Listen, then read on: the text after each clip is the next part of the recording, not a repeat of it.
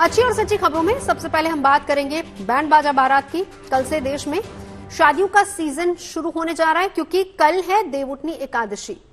कहा जाता है कि इस दिन भगवान विष्णु के निद्रा से जागने के साथ ही मांगलिक कार्य की शुरुआत हो जाती है और इसीलिए 12 नवंबर से शुरू हो रहे वेडिंग सीजन में इस बार नॉन स्टॉप शादियों का सिलसिला देखने को मिलेगा, जो कि मार्च तक चलेगा। तो ऐसे में शादियों के इस सीजन में बाजारों में भी अच्छे खासे कारोबार की उम्मीद जताई जा रही है।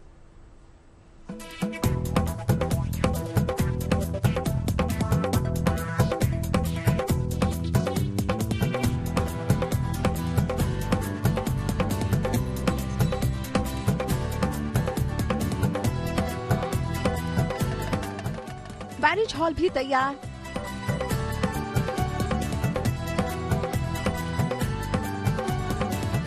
केटरिंग वाले भी तैयार,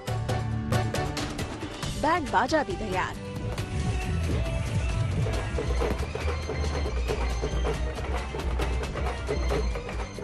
और तो और शादियों के सीजन को लेकर कपड़ा और सर्राफा व्यापारी भी तैयार है, क्योंकि देवउठनी एकादशी से देश में शादियों का सीजन शुरू होने जा रहा है, जो कि कल है।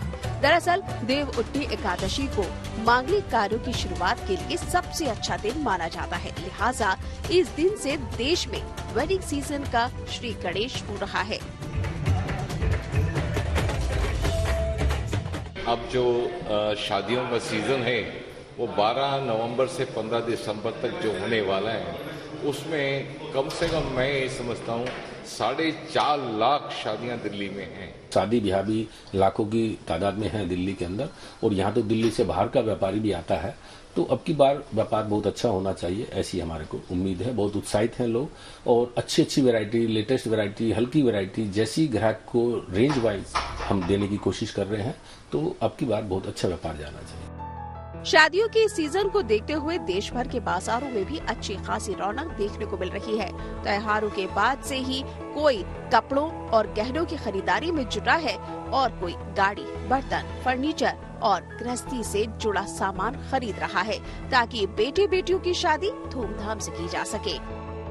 कल देवउठनी एकादशी के साथ शुरू होने जा रहा है वेडिंग सीजन। वेडिंग सीजन की शुरुआत होते ही जगह जगह बाजारों में जो है रौनक नजर आने लगती है, और तमाम त्योहार बीत जाने के बाद अब बारी है इस सीजन की। तो इस सीजन के लिए बाजारों में तो रौनक है, लेकिन जब शादियों की बात हो तो सबसे पहले बात आती है लहंगे और साड़ी की। लेकिन बात लहंगे साड़ी की हो रही तो वो दिखाना भी बेहद जरूरी कि किस तरीके की जो ट्रेंड है वो इस वक्त बाजार में उपलब्ध है। इस तरीके की न्यूली वेड जितनी भी होती है लड़कियां वो पसंद करती है। तो तमाम जो है ऑप्शंस आपको दिख जाएंगे, चाहे फिर वो नेट की साड़ी हो, बांधनी प्रिंट में साड़ी हो, या फिर ये आप लोग बैठे हो, आप लोग ज्यादा बेहतर बता पाओगे क्योंकि आप लोग यहाँ पे खरीदारी के लिए आए हो। सब घर की शादी है, पहले ये बताइए। बिल्कुल घर की शादी है, बेटे की शादी है जी हमारे। काफी मात्रा में जो है अलग अलग तरीके के ऑप्शंस है लड़कों की शेरवानी के। आप सबसे पहले तो एक ऑप्शन मेरे सामने ही देख सकते हैं कि किस तरीके से कैलकाटा वर्क किया गया है इस चिकनकारी शेरवानी के ऊपर।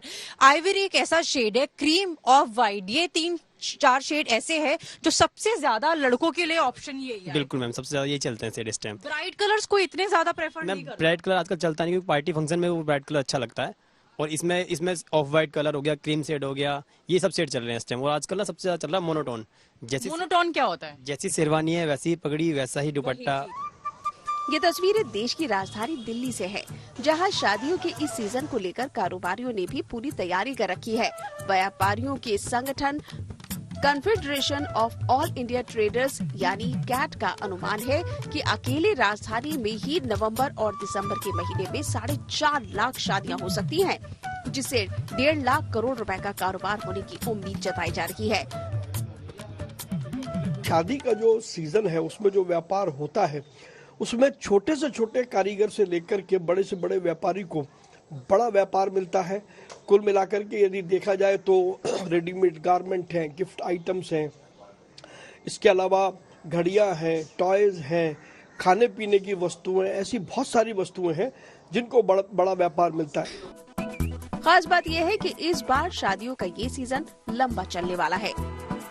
ज्योतिषाचार्यों के मुताबिक इस साल शादी के सीजन में नवंबर महीने में शुभ तिथियां 12, 13, 17, 18, 22, 23, 25, 26, 28 और 29 हैं, जबकि नवंबर में ये तिथियां 4, 5, 9, 10, 11, 14, 15 और 16 है, जब विवाह और दूसरे मांगलिक कार्य किए जा सकेंगे। शादियों के इतने लंबे सीजन को देखते हुए व्यापारी काफी ज्यादा उत्साहित है। उन्हें उम्मीद है कि लोगों में जिस तरह का उत्साह वेडिंग सीजन को लेकर दिख रहा है, उससे अच्छे कारोबार की उम्मीद बढ़ गई है। दिल्ली से मनीषा लड्डा के साथ bureau report for news today. आगे बढ़ते हैं, बात करेंगे आतंकियों के खिलाफ चलाए जा रहे ऑपरेशन की। जम्मू कश्मीर में बीते कुछ दिनों में आतंकी घटनाओं में फिर से बढ़ोतरी देखने को मिल रही है। सिर्फ नवंबर के शुरुआती 10 दिनों के भीतर ही 7 मुठभेड़ों में सुरक्षा बलों ने 8 आतंकियों को ढेर कर दिया है। आज भी सुरक्षा बलों के जवानों ने किश्तवाड़ के केशवान और आसपास के घने जंगलों में दोबारा सर्च ऑपरेशन शुरू किया, क्योंकि किश्तवाड़ के जंगलों में एक दिन पहले 3 से 4 आतंकियों के छिपे होने की खबर सुरक्षा बलों को मिली थी।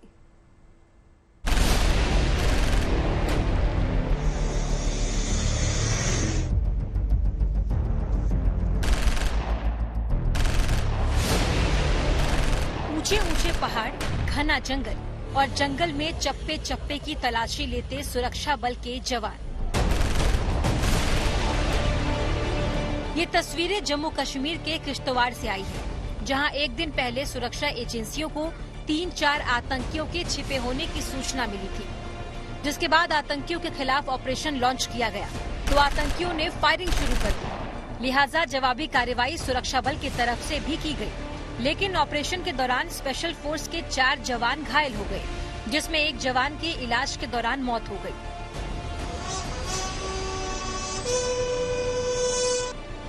खबर है कि इन्हीं आतंकियों ने 7 नवंबर को 2 विलेज गार्ड की हत्या कर दी थी, जिनकी तलाश में आज भी केशवान और आसपास के इलाके में दोबारा सर्च ऑपरेशन चलाया गया। हमें बड़ा दुख है, बड़ा अफसोस है और सरकार कभी भी ये चीजें बर्दाश्त नहीं करेगी, क्योंकि कोई भी अगर जाए दुनिया से, किसी भी कौम, किसी भी बिरादरी से हो, वो गलत है और जम्मू कश्मीर में हम अमन चाहते हैं।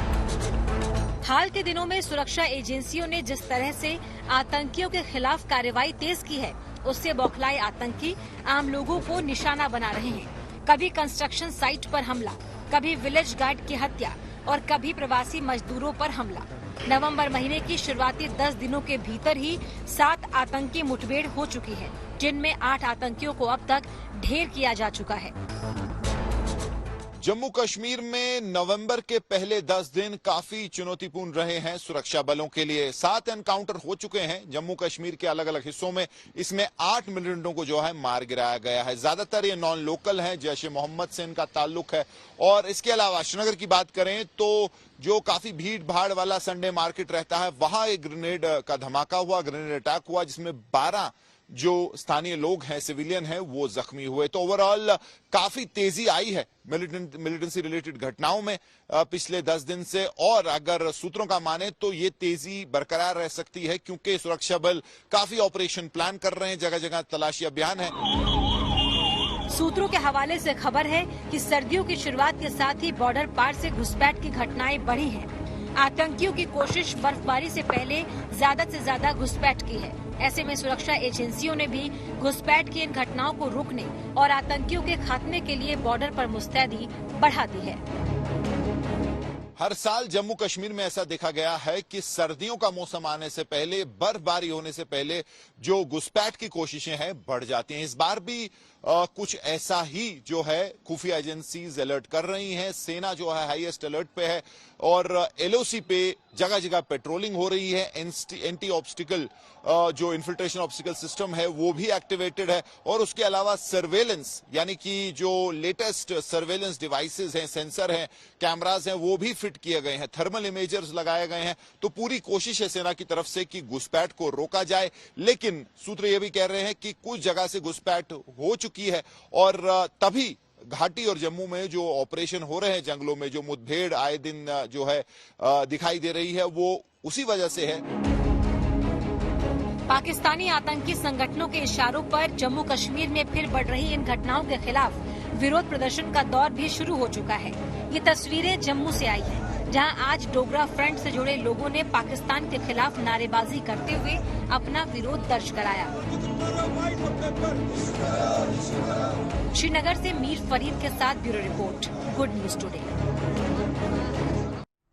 और बात करते हैं नोएडा के इकलौते एंटी स्मोक टावर की, जो खड़ा होने के 3 साल के बाद अचानक से गायब हो गया।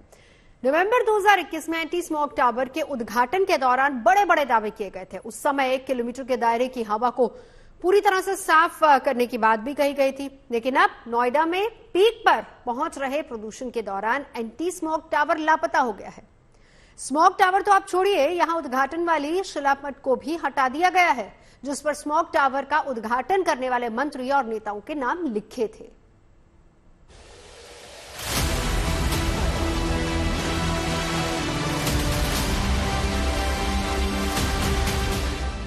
कभी यही नोएडा का एकमात्र 20 मीटर ऊंचा एंटी स्मोक टावर आबाद था, लेकिन अब उसका नामो निशान नहीं बचा है। 400 स्क्वायर मीटर जमीन पर 2.5 करोड़ की लागत से बने स्मोक टावर के अब सिर्फ अवशेष दिख रहे हैं। नोएडा में वायु प्रदूषण को कम करने के लिए नोएडा का पहला स्मोक टावर यहां पर लगाया गया था। ये डीएनडी के बगल में एक जगह है, ग्रीन बेल्ट की एक जगह थी, जहां पर इस स्मोक टावर को लगवाया गया था। नोएडा अथॉरिटी और बीएचईएल ने मिलकर इस टावर को लगवाया गया था। टावर के लिए फंड बीएचईएल ने दिया था सीएसआर के तहत, जो कि लगभग 2.5 करोड़ के आसपास का था। लेकिन आज आप देखिए यहाँ पर जो टावर था वो गायब है, वो हटा दिया गया है और इस तरह से ये जगह अब एक उबड़ खाबड़ जगह आपको दिखाई पड़ रही है। आज से करीब 3 साल पहले पूरे धूमधाम के साथ नोएडा के पहले स्मोक टावर का उद्घाटन किया गया था।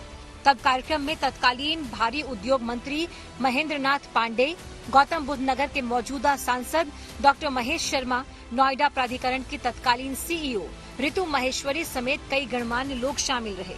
उस समय लगाया गया उद्घाटन का शिलापट भी स्मोक टावर की तरह ही नदारद है। ये नोएडा का पहला एंटी स्मोक टावर था, तो जब इसका उद्घाटन हुआ तो उसमें कई मंत्री आए, सांसद आए, विधायक आए, उस समय की जो सीईओ थी वो आई।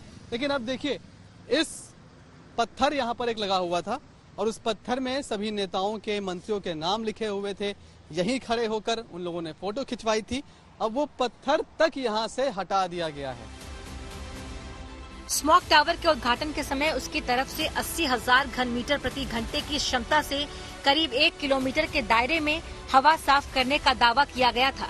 इसके लिए डीएनडी यानी दिल्ली नोएडा दिल्ली फ्लाईवे के पास मौजूद ग्रीन बेल्ट में कंक्रीट का प्लेटफॉर्म बनाने और स्मोक टावर खड़ा करने के लिए कई हरे भरे पेड़ काट दिए गए थे। अब उन पेड़ों की तरह ही स्मोक टावर भी जड़ से गायब है। नवंबर 2021 में इस टावर को लगाया गया था लगभग 2.5 करोड़ की लागत से, और वो भी इस ग्रीन बेल्ट में। ये ग्रीन बेल्ट की जगह है। जब ये ग्रीन बेल्ट में लगाया जा रहा था तब भी इसका कई एनवायरमेंटलिस्ट ने विरोध भी किया था, लेकिन तमाम विरोध को दरकिनार करके इस ग्रीन बेल्ट की लगभग 400 स्क्वायर मीटर जगह पे इस टावर को खड़ा किया गया था, जो कि अब गायब हो गया है। दावा ये किया जा रहा था कि ये एंटी स्मोक टावर इस पूरे इलाके की लगभग 1 किलोमीटर के दायरे की हवा को साफ करेगा। लोकेशन डीएनडी के ठीक बगल में इसलिए चुनी गई थी क्योंकि डीएनडी से हर रोज लगभग 1 लाख से ज्यादा गाड़ियां गुजरती हैं, तो ऐसे में पोल्यूशन सबसे ज्यादा यहां पर था और ट्रैफिक भी होता था। इसलिए पोल्यूशन के लिहाज से इस टावर को यहां लगाया गया था कि यहां पर पोल्यूशन कम होगा। लेकिन अब देखिए कि यहां से ना सिर्फ ये टावर हटा दिया गया है, बल्कि इस पूरी जगह की जो हालत है वो आपको बदतर दिखाई पड़ रही है। गुड न्यूज टुडे की पड़ताल के दौरान नोएडा प्राधिकरण के सीईओ लोकेश एम ने मरम्मत के लिए स्मोक टावर के हटने का दावा किया। मरम्मत के दावे की टाइमिंग पर भी सवाल उठाए गए। दिवाली के बाद से नोएडा और ग्रेटर नोएडा में भी प्रदूषण का स्तर लगातार खराब स्थिति में बना हुआ है। सोमवार सुबह ही नोएडा का AQI यानी एयर क्वालिटी इंडेक्स 217 और ग्रेटर नोएडा का AQI 200 दर्ज किया गया। प्रदूषण के लिहाज से दोनों शहर ऑरेंज जोन में हैं। इनके कुछ इलाकों में स्थिति और भी गंभीर बनी हुई है। ऐसे में मरम्मत के नाम पर एंटी स्मोक टावर को हटाना समझदारी का फैसला नहीं लगता। नोएडा वालों को इस एंटी स्मोक टावर से जो थोड़ी सी राहत मिल रही थी वो भी अब नहीं मिल पाएगी। नोएडा से संवाददाता मनीष चौरसिया के साथ bureau report, good news today. Delhi NCR में दिवाली के मौके पर पटाखे जलाने पर पाबंदी है, लेकिन फिर भी दिवाली की रात को आतिशबाजी पर पूरी तरह से विराम नहीं लग पाया, जिसको लेकर सुप्रीम कोर्ट ने गंभीरता से अब इस मामले को लिया है। दिल्ली की दमघोटू आबोहवा पर सुप्रीम कोर्ट के जस्टिस अभय और जस्टिस ऑस्टिन जॉर्ज मसीह की बेंच ने दिल्ली सरकार और पुलिस को फटकार लगाई है। इस दौरान अदालत ने दिल्ली सरकार और पुलिस से पटाखों पर पाबंदी के आदेश को लागू करने के लिए उठाए गए कदमों की जानकारी भी मांगी है। सुनवाई के दौरान सर्वोच्च अदालत ने 14 अक्टूबर को पटाखों पर पाबंदी का आदेश को महज आई वॉश करार दिया। दिल्ली सरकार से सुप्रीम कोर्ट ने यह भी पूछा है कि सिर्फ दिवाली के दौरान ही पटाखों पर पाबंदी लगाने का फैसला क्यों किया गया। शादी ब्याह, चुनावी जीत या फिर किसी और तरह के जश्न के दौरान भी आतिशबाजी पर बैन होना चाहिए, ऐसा क्यों नहीं है? जिस पर दिल्ली सरकार ने पूरे साल पटाखों पर बैन पर विचार की बात कही है। दिल्ली के लिए बड़ी खबर, सालों भर जारी रह सकती है पटाखों पर पाबंदी।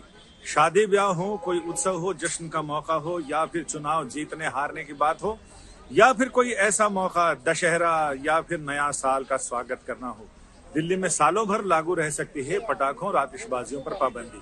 सुप्रीम कोर्ट में आज सुनवाई के दौरान जब सरकार से हलफनामे की बात कही और सरकार से जवाब मांगा, तो दिल्ली सरकार ने कहा कि वो इस बात पर विचार कर रही है कि पटाखों की पाबंदी को सालों भर जारी रखा जाए, क्योंकि कोर्ट ने पूछा कि ये पटाखों पर जिस तरह की पाबंदी लगाई गई है वो सिर्फ आई वॉश है।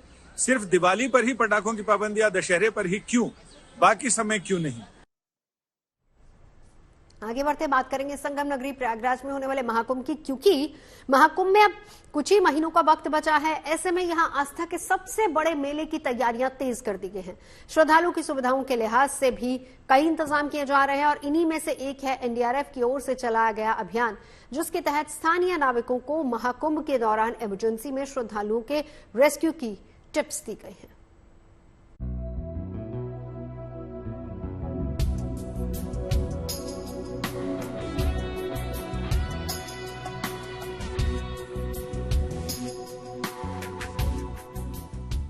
प्रयागराज की धरती पर लाखों करोड़ों श्रद्धालुओं की आवाभगत के लिए कुंभ नगरी तैयार हो रही है। संगम नगरी में अगले साल जनवरी में महाकुंभ आयोजित हो रहा है। ऐसे में श्रद्धालुओं की सुरक्षा और सहूलियत पर खास फोकस है।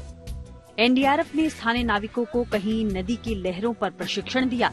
हमारी एनडीआरएफ की टीम के द्वारा ट्रेनिंग प्रोग्राम दिया जाएगा, जिसमें आपको बताएंगे कि किस तरह से सीपीआर देके अगर कोई बंदा डूब गया है पानी में, 5 से 6 मिनट हो गया है, तो कहीं और संभावित हालातों से भी निपटने के लिए आपातकालीन गुर सिखाए। अगर कोई डूब रहा है श्रद्धालु, उसको कैसे बचाना। आज जो है नाविक संगठन के, जैसा कि यहाँ पे 1500 से 2 लोग हैं, 2000 जो कि नाव का संचालन करते हैं, इनको आज ट्रेनिंग दिया गया है कि महाकुंभ के दौरान अगर किसी भी प्रकार की कोई घटना होती है, चाहे बोट डूबने की घटना हो या किसी प्रकार की छोटी मोटी इंजरी हो, तो वहां पर कैसे लोगों को प्राथमिक उपचार देके लोगों को बचाया जा सके। लाइक सीपीआर देने के तरीके उनको बताया गया, ब्लड कंट्रोल करने के तरीके बताया गया, लाइफ जैकेट को प्रॉपर किस तरह से श्रद्धालुओं को पहनाना है, उस सारी टेक्निक्स को उनको बताया गया ताकि किसी भी प्रकार की महाकुंभ जो आने वाला है उसमें किसी भी श्रद्धालु को कोई नुकसान न हो। तो लोकल संसाधन है, जैसे कि आप कुछ यहाँ लोकल संसाधन देख रहे हैं, उस लोकल संसाधन के माध्यम से कैसे लोगों को बचाया जा सकता है।